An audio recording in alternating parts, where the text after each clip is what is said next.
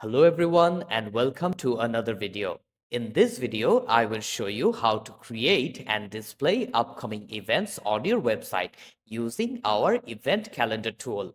It's simple, clean, and made for everyone. This tool helps you share all your important community events right on your website. No technical skills are needed. Visitors can now view events in month, week, day, or in list format depending on what works best for them. It's user-friendly, mobile-ready, and always up to date. Start by logging into your admin portal. From the menu, go to Digital Signage and then click Event Screen. In the next page, click on Events. Next, embed the calendar on your website by clicking on this button. You will see two easy options to choose from. Use the iframe code to add it to any web page or install it with our WordPress tool. Choose what works best for your website, no coding required.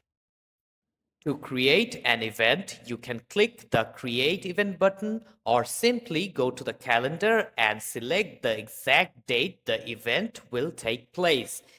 For example, if I want to create an event on the 12th of June, then I need to click on June 12th and click on Create an Event. After that, you will have to fill in an easy form regarding this particular event. I have already filled in this form to make the video a bit shorter. I have entered the event title, which is Weekly Youth Q&A Night, and uploaded a banner regarding this event. Then you will have to enter the event details, event URL if there is any, and the location of the event. Then select the date of the event.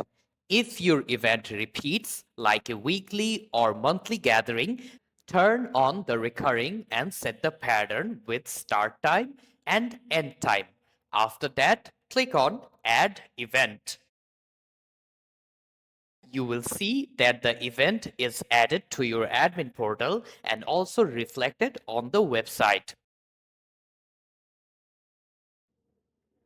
And that's how simple it is to create and embed events using the event calendar tool. It's designed to help your mosque or center stay organized, keep your community informed, and make your website more engaging, all with just a few clicks.